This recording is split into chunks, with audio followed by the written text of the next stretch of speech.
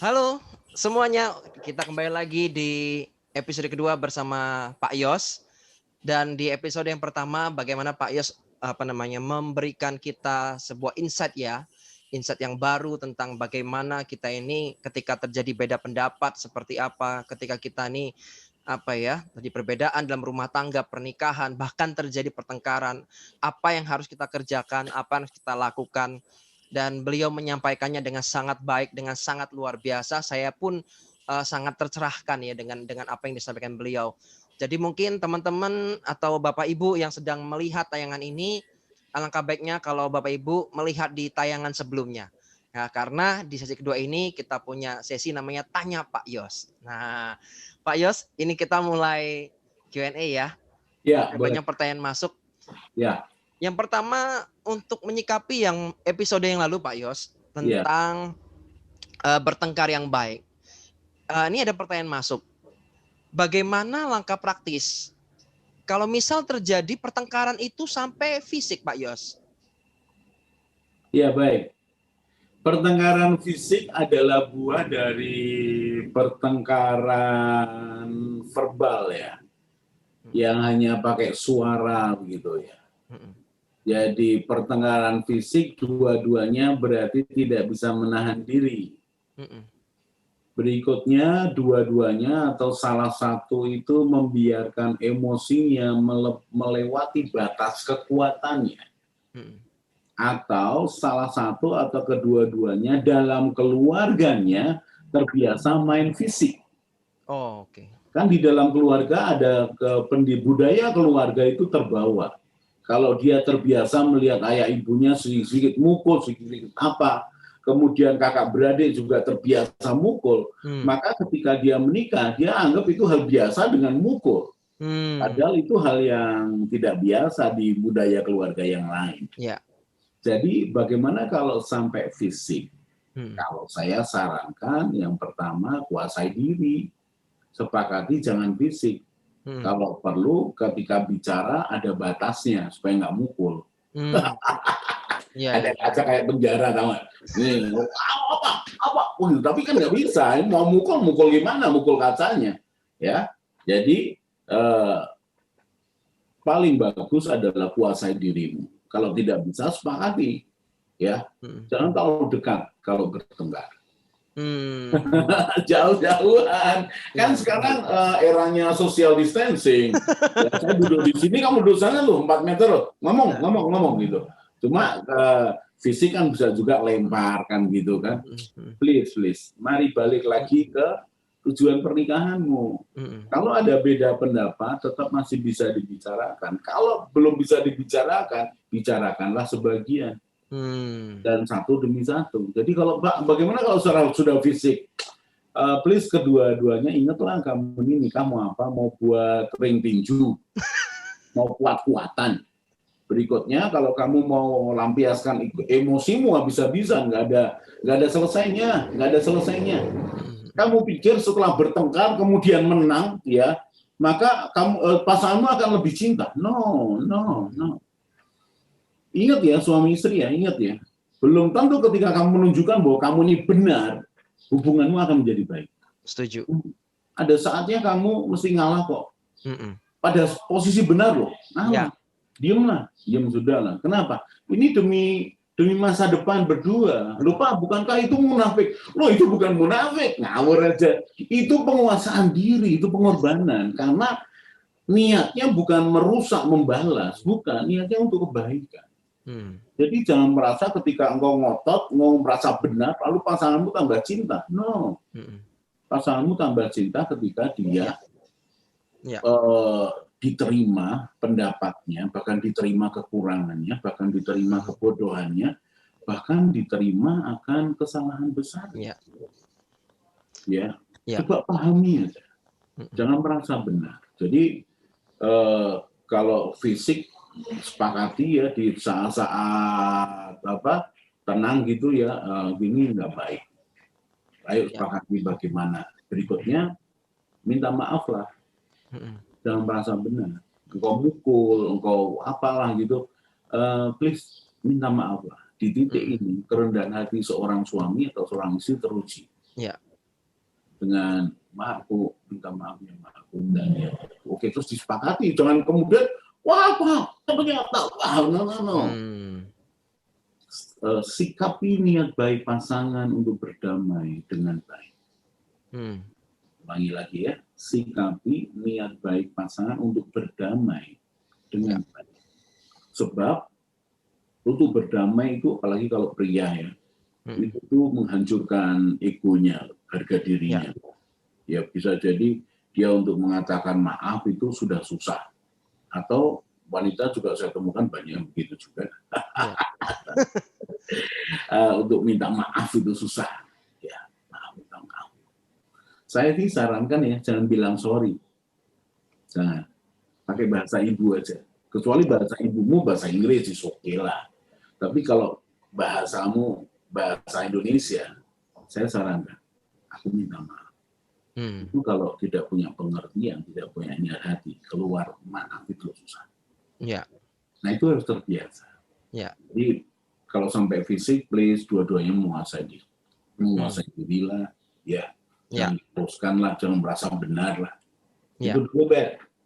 Oke, luar biasa jawaban dari Pak Yos sangat menjawab ya. Ya, yang kedua Pak, juga ada masalah berikutnya Pak, masalah ekonomi Pak, masalah keuangan.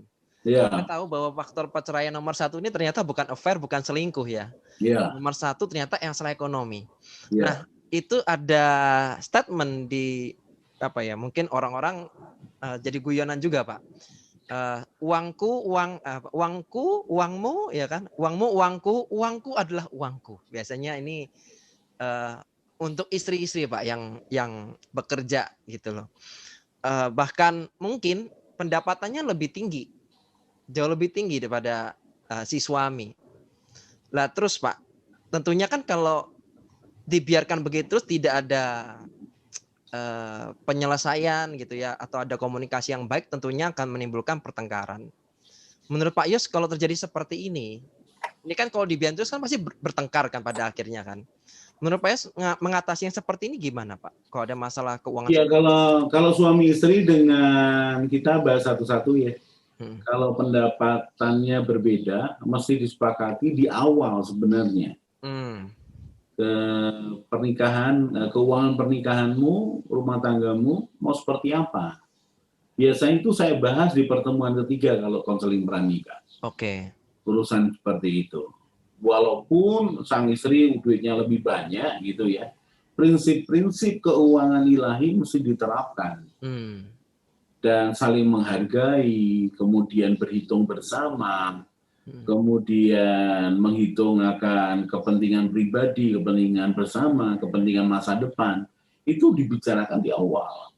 Seringkali ya orang tidak membahas itu karena dianggap tabu. Kenapa bicara uang? Padahal itu penting. Kalau tidak ya nanti terjadi ya seperti ini. Ya tidak dibicarakan dengan baik. Kalau jadi ini saya ngomong preventif ya.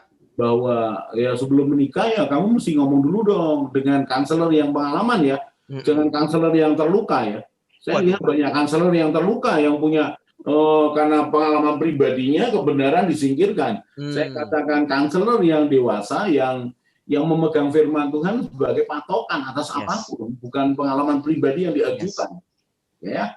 Jadi perhatikan, ketika kanselor menyampaikan kepentingan pribadi, pengalaman pribadi terus-menerus lebih daripada kebenaran, hati-hati.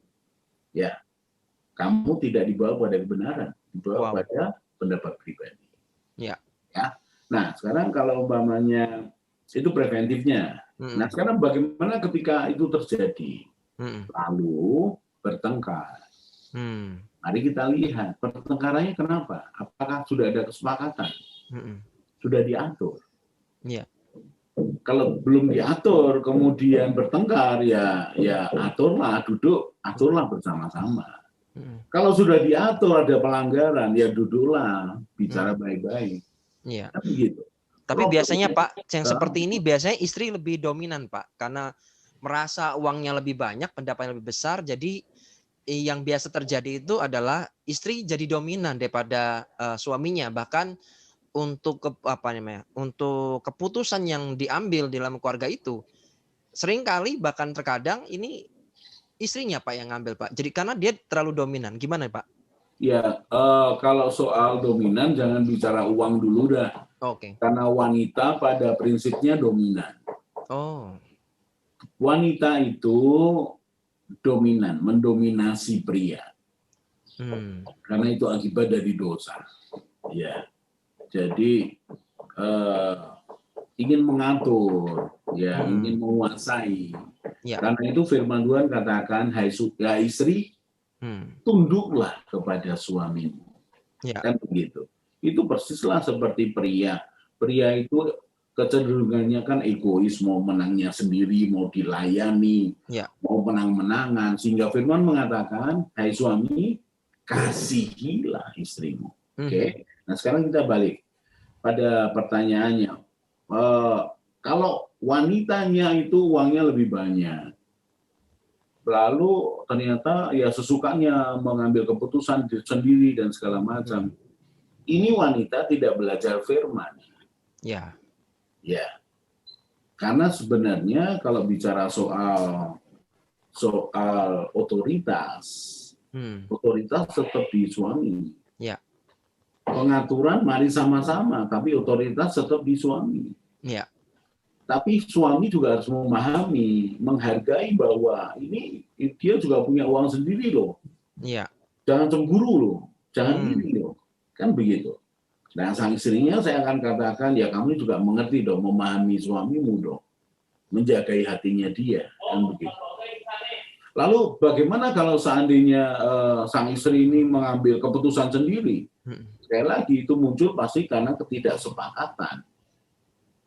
Ingat ya, suami istri itu belajar membangun kesepakatan. Ya. Dari hal-hal kecil sampai hal-hal sedang dan besar. Ya. Ketika suami istri tidak berlatih mengambil kesepakatan, maka perhatikan, rumah tanggamu akan terjadi pertengkaran dan kebingungan. Tidak dibangun dalam kesepakatan demi kesepakatan, kesepakatan soal jam kerja, jam nilai, kesepakatan soal bermain dengan anak, kesepakatan soal refreshing, kesepakatan soal membantu orang tua, kesepakatan soal mengatur uang, kesepakatan soal pengaturan uang di mana ini untuk kepentingan pribadi, juga ini untuk kepentingan keluarga, atau ini untuk yang selebihnya.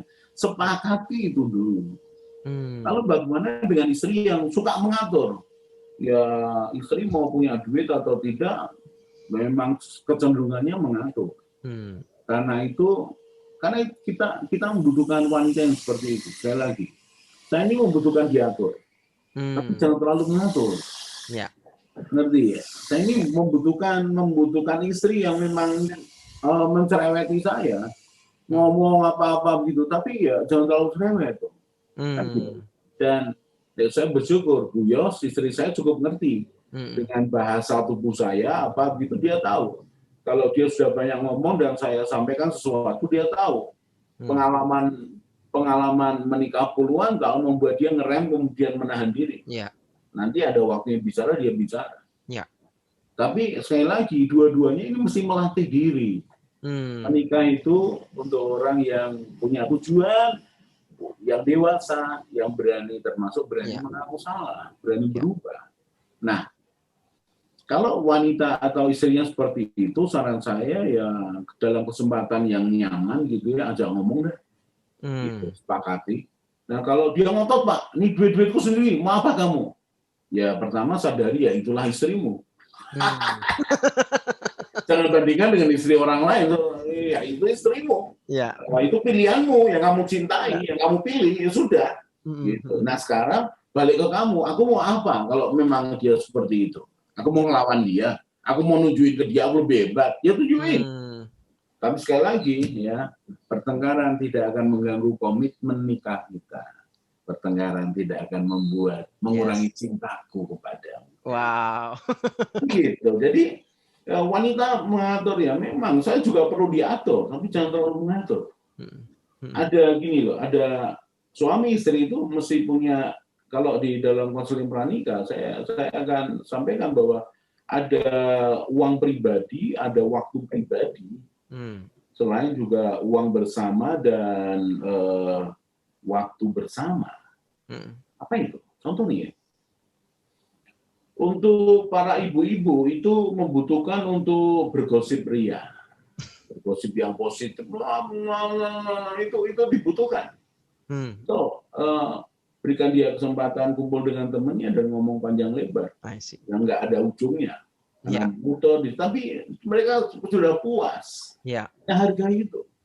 Asal tanggung jawab utamanya untuk suami dan anak-anak, untuk keluarga sudah beres. Bukan ini tanggung jawabnya belum beres, ngomongnya itu kan nggak tanggung jawab namanya. Ini dah biarkan dia begitu. Lalu soal uang, ada uang pribadi. Jadi ada uang pribadi yang bukan uang bersama. Kalau saya sarankan ya di dalam pernikahan itu, dalam konseling pranikah saya katakan kamu mesti punya uang saku pribadi. Nah, uang saku itu dikelola masing-masing. Tergantung mau dipakai atau tidak terserah dia. Nah, jadi ketika dia pergi lagi jalan-jalan sama temannya gitu ya, dia mau beli barang, dia merasa bebas pakai uangnya pribadi. Dia simpan uang sekian bulan begitu ya, cukup banyak 2-3 juta begitu ya. Terus dia pengen beli sesuatu yang dia suka. Yang tahu pasti yang dia pun tahu bahwa suaminya juga nggak suka. Tapi suaminya tahu bahwa ya sudah kan nggak ganggu uang kita, nggak ganggu uang masa depan. Kamu uang dari uang pribadi, uang sakumu kamu kumpulkan dong. Silakan. Kan begitu. Menikah itu untuk orang yang dewasa. Saudara akan bahagia ketika suamimu atau istrimu itu bisa memahami dan bisa mendukung. Wow. Dahsyat. Pak, ini ada kasus beneran, Pak. Ada masalah kasus beneran dan mereka saya bertengkar. Jadi gimana kalau pasangan kita insecure yang berlebihan? Jadi super kepo, jadi penuh curiga, sampai berasumsi yang enggak. Sampai pada istrinya tuh sampai dibilang, mohon maaf Pak, wanita yang enggak bener Pak. Terus hanya karena kerjaan di kantor, padahal benar-benar bekerja sungguh-sungguh, bukan pergi sama pria lain atau apa, bukan. Terus sampai kalau meeting diantar driver sampai Pak, sampai sekuatir itu, sampai se-insecure itu. Padahal wanita ini cinta Tuhan, terus setia, bahkan dia bantu menafkahi keluarganya. Nah ini kalau terjadi seperti ini Pak, terus harus bagaimana? Yang pertama, kegiatan rohani tidak menunjukkan akan kedewasaan seseorang. Berarti kan ya, orang kalau mau belajar firman tanpa dia punya waktu merenung, maka firman yang utuh, yang gelondongan, yang belum diterjemahkan dalam hidupnya. Dan belum menjadikan satu prinsip harian, prinsip kehidupan dalam hidupnya. Jadi kegiatan rohani tidak menjamin kedewasaan seseorang, karena dia hanya mengetahui. Bahkan seorang yang pelayanan belum tentu dia juga akan cukup dewasa dalam konsep pikirnya, dalam jiwanya, belum tentu. Belum tentu. Jadi mari kita sisihkan itu. Kemudian kenapa dia bisa begitu insecure? Pertanyaan saya malah muncul adalah mengapa begitu? Apakah dari awalnya begitu? Kalian sudah menikah berapa lama? Terus kapan itu terjadi? Sebab kalau itu terjadi sebelum menikah pasti nggak jadi nikah.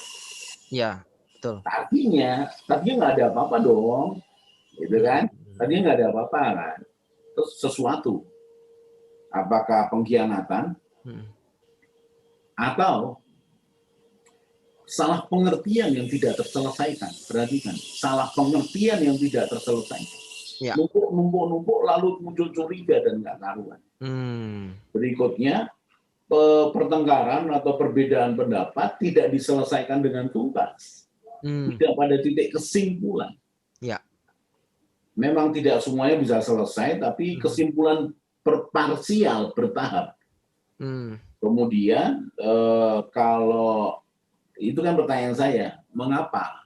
Ya. Apakah dulu begitu? Sekarang kalau umpamanya, nemu gitu ya diselesaikan. Pak, lalu bagaimana dengan dia nggak percaya? Itu kan bicara sebenarnya trust kan, bicara soal kepercayaan. Bahwa pasanganmu itu sudah tidak percaya. Kan tadi pertanyaan saya, kenapa? Bagaimana nih Pak? Ya kembalikan kepercayaannya. Coba sih tanyain, kamu mau aku seperti apa? Aku mau kamu di rumah aja lah, nggak kerja. Bagaimana? Aku nggak mau kamu kerja sama orang ini, ya tapi itu kan urusan kerjaan. Kalau gitu waktunya, nah itulah saya katakan, bangun kesepakatanmu step by step. Ngerti ya? Bangun kepercayaanmu kembali step by step. Karena insecure akibat dari ketidakpercayaan. Saya tanya lagi, apakah kamu ini menjadi orang yang bisa dipercaya? Perkataanmu dengan pikiranmu dan perbuatanmu, apakah itu bisa dipercaya? Atau ini saya pakai analisa yang lain ya, insecure-nya karena yang bersangkutan memang sakit. Memang sakit. Saya menangani pernah menangani satu kasus. Mereka belum menikah, masih muda, kalau kerja bagus, tapi kalau bicara soal hubungan mereka untuk rencana pernikahan, kemudian membangun bersama, mereka tidak bisa nyambung. Sang wanita ini begitu egois, memaksa diri dan segala macam. Nah, apakah sepenuhnya kesalahan dari wanita ini? Enggak sepenuhnya kesalahan dia. Cuma ternyata, jadi begini, wanitanya ini punya latar belakang keluarga yang membuat dia sangat terluka. Pakai istilah gitu aja. Dan lakinya ini bukan tipe laki yang tegas dan berani. Sehingga dia menunjukkan kasih sayangnya dengan menuruti apa yang diinginkan perempuan ini. Walaupun yang diinginkan tuh nggak bagus. Tapi dituruti aja karena yang penting tidak marah. Yang penting semuanya baik, kesalahan prianya. Jadi sang pria ini sebenarnya dalam arti yang cukup tanggung jawab, kerja baik, gitu ya. Mau nuruti menyenangkan calon istrinya, tapi tidak tegas. Nah, kalau saya tarik ke belakang, saya tahu ketidaktegasannya bersumber pada keluarganya, papahnya. Papahnya memang tipe orang yang nurut-nurut aja dengan mamahnya. Sehingga membentuk, men-shape pribadi anak yang menganggap bahwa ya pria itu ya memang buat kalah-kalahan. Sehingga ketika dia mencintai wanita ini, maka dia bersedia untuk dikalah-kalahkan. Kasusnya mengerikan, buat saya mengerikan ya. Ketika terjadi pertengkaran itu teriak, mukul gitu, dan lakinya cuma diam. Dan saya pernah katakan balas saja, hanya untuk shocking, bukan untuk kamu membalas dendam, untuk memberikan efek kejut ke dia.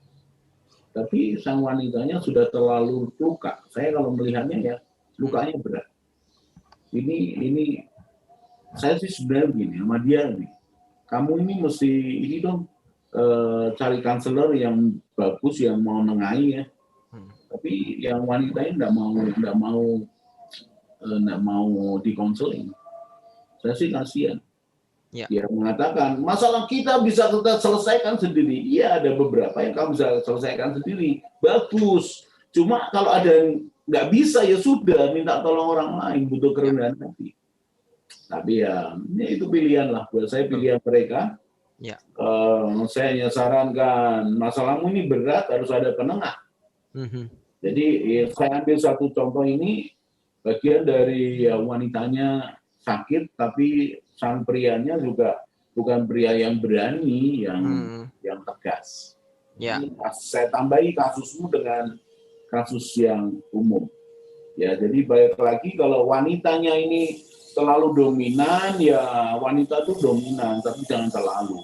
Biarkan wanita dominan nggak apa-apa, tapi jangan terlalu. Gitu, Bet. Oke, 2 pertanyaan terakhir ya, Pak ya? Wow. 2 pertanyaan terakhir. Beberapa menit lagi nih, iya nih, karena ini sudah. Ini Pak, Ini biasa ditanyakan orang, Pak. Ya, Kalau rumah tangga, ya dalam rumah tangga, gimana caranya membangun cinta saat rasa-rasanya itu seperti sudah terkikis karena wish, perubahan-perubahan yang ada. wish. Gimana, Pak? Bagaimana membangun cinta? Rasanya cinta ini terkikis. Iya, karena kan dalam mungkin perubahan itu dalam waktu terus fisik mungkin ya, Pak ya.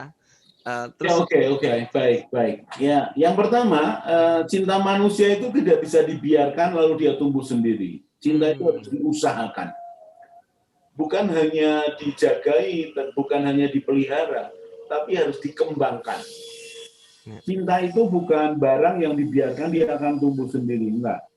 Itu harus dijagai, dipelihara, dikembangkan. Tetapi kita juga harus sadar bahwa manusia itu punya titik jenuh. Jenuh karena bisa jadi karena konsep yang salah. Para suami yang melihat istrinya tambah tua ya, tambah kendor, tambah tidak rapi, tidak cantik lagi, kemudian mungkin tidak selangsing dulu, ingat bahwa dia fisiknya seperti itu karena kamu. ya. Karena kamu suaminya dan karena anak-anakmu. Ngerti? Dia ngurus anakmu, ngurus kamu, jadi dia kayak begitu. Pakai konsep begitu. Sehingga dia, kamu ini paham bahwa ya dia berkorban buat aku. Maka terjagai cintamu. Jangan ngomong, perempuan nggak apa, aduh, susah dah. Jadi mari para suami hargai dia seperti itu karena pengorbanan dan cintanya kepada suami dan anak-anak. Berikutnya lagi, kalau kita ini tidak mengembangkan cinta yang dari dalam, maka akan cepat luntur.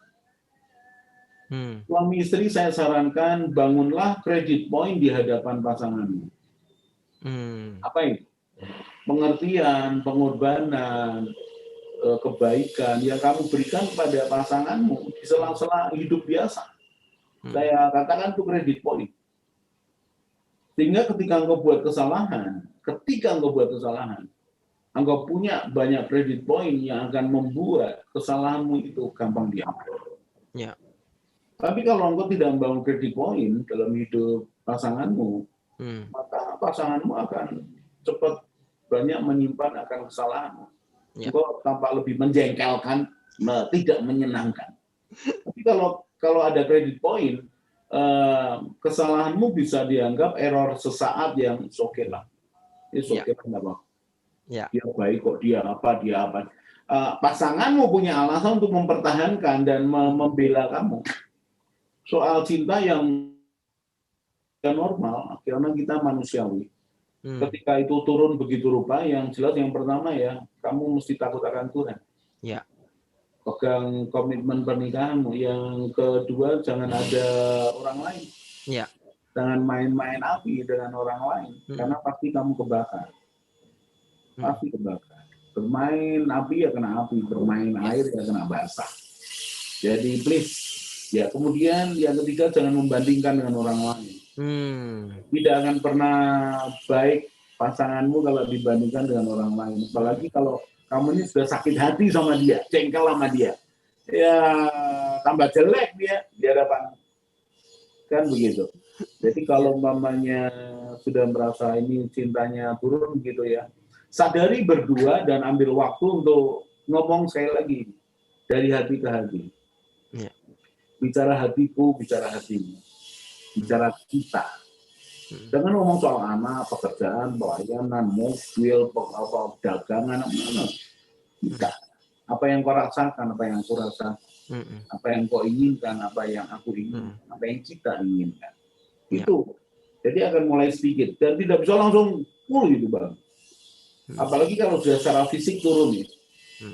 Kekuatan ketertarikan seksual wanita dan pria pada suatu kali turun. Dan itu harus dijagai. Itu harus dijagai dan dipahami. Ya.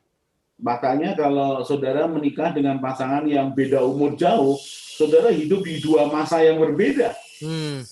Di waktu yang sama, dua masa yang berbeda. Satu masa anak-anak, satu masa anak muda yang masih pengen tampil, pamer-pamer. Satu masa sudah cukup umur, sudah mapan, nggak pengen apa-apa. Padahal suami istri. di waktu yang sama, dua masa yang berbeda. Ya. Jadi kalau memang merasa cintanya sudah mulai surut, ya sadari berdua, ngomonglah dari hati ke hati, luangkan waktu berdua. Ya. Ya, oke, itu dulu aja ya. Oke, terakhir. Terakhir Pak. Ya. Pertanyaan terakhir. 3 kunci sukses Pak dalam membangun rumah tangga itu apa sih Pak? Kunci keberhasilan. Tiga kunci keberhasilan menurut Pak Yos itu apa Pak? 3 kunci membangun keberhasilan. 3 kunci keberhasilan Pak untuk membangun rumah tangga. Yang pertama, takut akan Tuhan.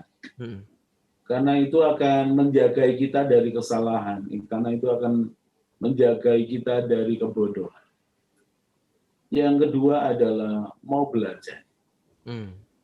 Mau belajar. Karena engkau tidak akan bisa pahami pasanganmu dalam waktu yang pendek. Bahkan 1-2 hal kamu akan bisa pahami baru sekian belas tahun kemudian. Jadi takut akan Tuhan, kemudian mau belajar. Berikutnya, kembangkan diri. Jadilah pribadi yang menarik untuk hidupmu sendiri dan untuk pasanganmu, bukan untuk orang lain. Jadilah pribadi yang menarik, ya, yang bisa dipercaya, yang bisa mendapatkan rasa aman, yang pasanganmu bisa mendapatkan jawaban, bahkan pasanganmu mendapatkan pengertian, walaupun belum jalan keluar, tapi pengertian. 3 itu dulu kalau mau takut akan Tuhan, mau belajar, dan jadilah pribadi yang menyenangkan. Itu ya. Wow.